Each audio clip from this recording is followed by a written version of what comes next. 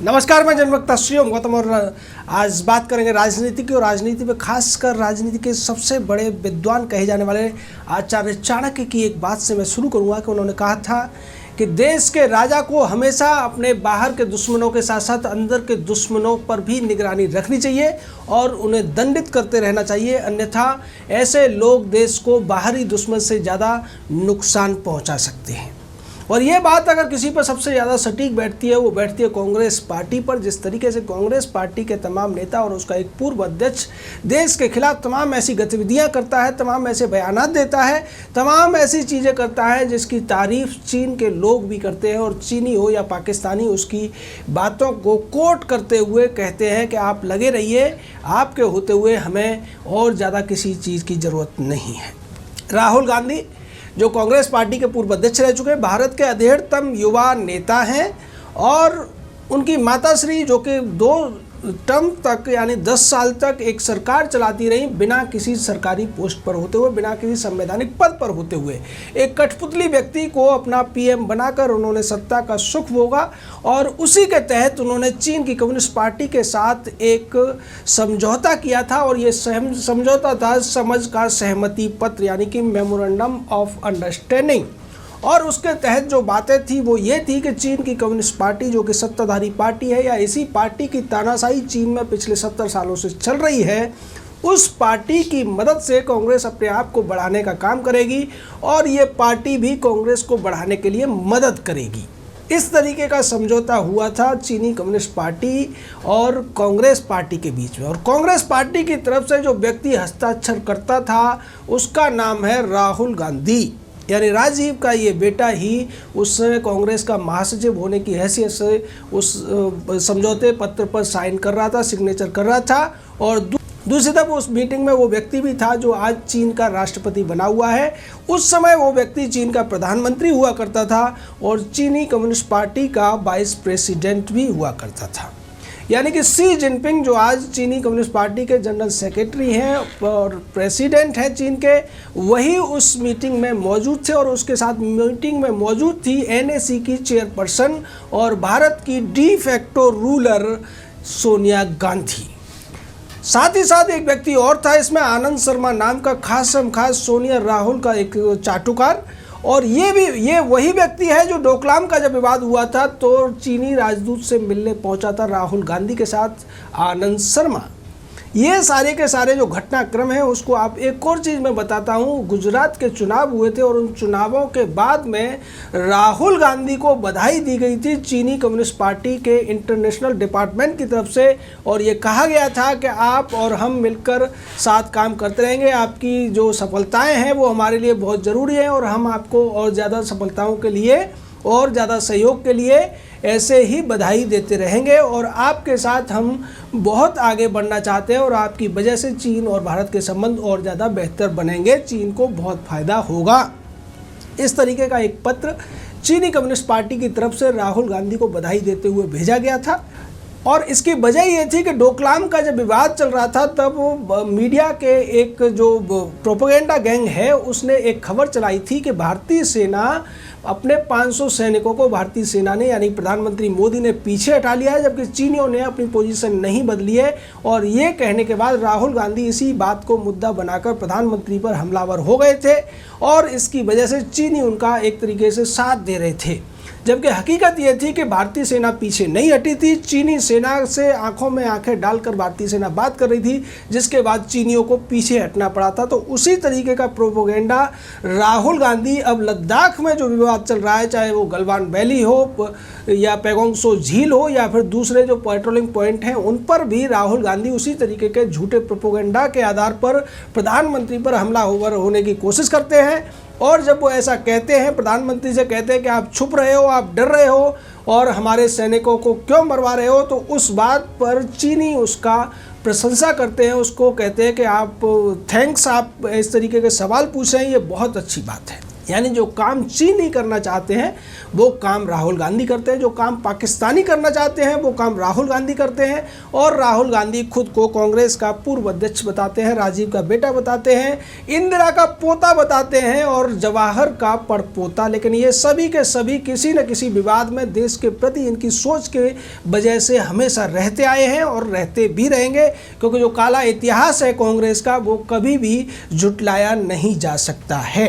लेकिन सवाल अब ये बनता है कि इस तरीके के लोगों के साथ में ऐसे लोग भी खड़े होते हैं जो खुद को पत्रकार कहते हैं, वो भी पक्षकार बनकर इनके साथ में इनकी पैरोकारी करते हुए नजर आते हैं। जैसा कि आज हुआ था, राहुल गांधी ने जब सवाल पूछा कि जब वो सैनिक पेट्रोलिंग पर गए थे तो वो निहत्थे क्यों थे, तो इसका जवाब विदेश मंत्री ने दिया था। और उस जवाब के बाद में जिस तरीके से आशुतोष हो या दूसरे जो लोग हैं जो राहुल गांधी गैंग के लिए काम करते हैं, उन लोगों ने विदेश मंत्री पर सवाल उठाया कि अगर कांग्रेस ने समझौता किया भी था तो आप उस समझौते को बदल सकते थे। जी हाँ, भारत सरकार ने उस समझौते को बदला है और भारत सरकार ने अब हर टुकड़ी को, हर रेजिमेंट को, हर बटालियन को जो कि भारत की सीमा पर, LAC की सीमा पर लगी हुई है, उसको ये आदेश दे दिया है, ये छूट दे दी है कि वो अपने स्तर पर हथियारों का इस्तेमाल अपने तरीके से कर सकते हैं। अगर चीनियों ने दोबारा से ऐसी कोई गुस्ताखी की तो इस बार मुक्के और थप्पड़ नहीं चलेंगे, बल्कि इस बार चलेंगी गोलियां। वो 303 SLR LMG की गोलियां हो सकती है, रॉकेट लॉन्चर भी चलेंगे और ज़रूरत पड़ी तो उससे ज़्यादा भी सेना अपने जो पास हथियार होते हैं उनका इस्तेमाल करेगी। अब सेना चुप नहीं बैठेगी। इसके आदेश, इसके सुझाव पहले ही दिए जा चुके हैं। गलवान का जो विवाद हुआ उससे पहले इस तरीके की कोई संभावना दिख नहीं रही थी, इसलिए ऐसे आदेश नहीं दिए गए थे। लेकिन चीनियों ने जिस तरीके से धोखा दिया, धोखाधड़ी की, उसकी वजह से ये आदेश दिए गए और राहुल गांधी इसी वजह से ये सारे सवाल उठाकर देश में एक अस्थिरता का भाव पैदा कर देना चाहते हैं, लोगों के अंदर एक डर की भावना पैदा कर देना चाहते हैं। और इसी वजह से राहुल गांधी कह रहे हैं कि प्रधानमंत्री डरे हुए हैं, इसीलिए प्रधानमंत्री छिप रहे हैं। राहुल गांधी को नहीं भूलना चाहिए कि अभी पिछले ही हफ्ते की बात है कि चीन की एक बहुत बड़ी मैगजीन के संपादक जो कि हथियारों को लेकर तमाम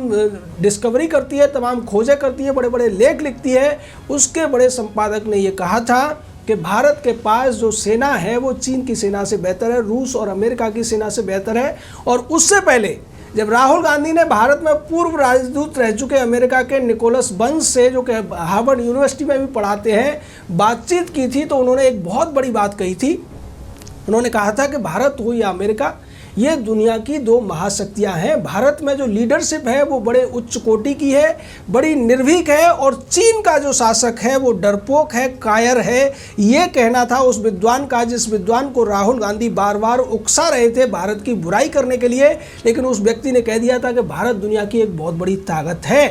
और उसने चीन के शासक को डरपोक और कायर बताया था। उसी बात को आगे बढ़ाने के लिए राहुल गांधी ने ये सब किया। और जिस तरीके से निकोलस बर्न्स ने प्रधानमंत्री की तारीफ की थी, भारत की तारीफ की थी, उसको झुटलाने के लिए राहुल गांधी को एक मौका मिल गया। एक ऐसा मौका मिला कि वो सीधे तौर पर निशाना साध सकते थे प्रधानमंत्री के ऊपर और रक्षा मंत्री के ऊपर। बाकी उनकी जो टीम है चाटुकारों की, वो भी इसी तरीके के सवाल करती हुई नजर आ रही है। और कांग्रेस पार्टी के ट्विटर हैंडल से भी इसी तरीके की बातें की गई कि देश का प्रधानमंत्री कायर हो गया है, भारत का प्रधानमंत्री बहुत ज़्यादा कमज़ोर हो गया है। और उन्होंने तो प्रधानमंत्री नरेंद्र मोदी को weakest prime minister of India तक कह दिया। यानी जिस व्यक्ति से तमाम देशों के जो राजनयिक हैं या उनके नेता हैं वो डरते हैं, उसको ये लोग प्रधानमंत्री के तौर पर मनमोहन सिंह जैसे कठपुतली प्रधानमंत्री से भी कमज़ोर बताने की कोशिश कर रहे हैं। जबकि पूरी दुनिया जानती है कि आज भारत का डंका अगर दुनिया में बज रहा है तो उसकी एक बड़ी वजह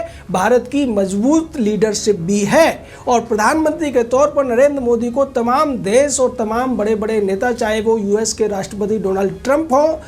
रूस के राष्ट्रपति व्लादिमीर पुतिन हो, या फिर UK के जो प्रधानमंत्री हैं बोरिस जॉनसन हो, ये सब के सब उनका सम्मान करते हैं और उनका आदर करते हैं, क्योंकि वो एक लीडर के तौर पर जाने जाते हैं। लेकिन राहुल गांधी को उनमें लीडर नहीं दिखाई देता, उनके साहस दिखाई नहीं देता, और तो और वो इस बात को प्रूव करने के लिए अपनी ही सेना के ऊपर सवाल उठाने लगते हैं, अपनी ही सेना की टैक्टिक्स के ऊपर सवाल उठाने लगते हैं, अपने ही सेना प्रमुख पर सवाल उठाने लगते हैं, और इसके लिए वो प्रशंसा पाते हैं चीनियों से, क्योंकि उनकी पार्टी ने एक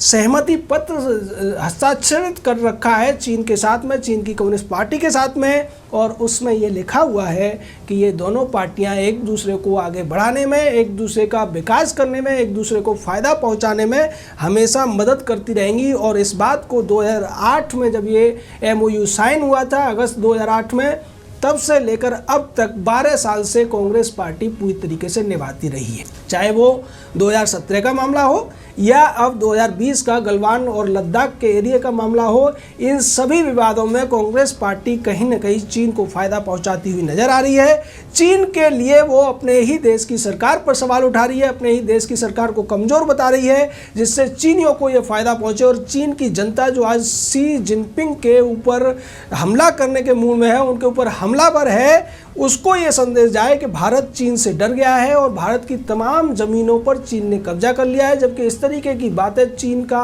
जो सरकारी मुखपत्र है ग्लोबल टाइम्स, वो भी नहीं कह रहा है। भारत के अगर 20 जवानों ने बलिदान दिया तो चीनियों के 50 से ज़्यादा जवान मरे हैं, ऐसी बातें चीन के ग्लोबल टाइम्स ने भी छापी थी और अमेरिका की एजेंसियाँ भी कह रही हैं। और अब तो चीन के सोशल मीडिया में ये खबर है कि चीनियों की संख्या, मरने वाले चीनियों की संख्या 90 से भी ज़्यादा है। और ऐसी स्थिति में भारत की विपक्षी पार्टी का नेता अगर इस तरीके की बातें करता है तो जनता को सावधान हो जाना चाहिए और आचार्य चाणक्य की उस बात को ध्यान में रखना चाहिए कि बाहर के दुश्मनों से ज़्यादा देश के अंदर के दुश्मन खतरनाक होते हैं और पहले उन्हें सबक सिखाए जाने की जरूरत है। जय हिंद, जय भारत।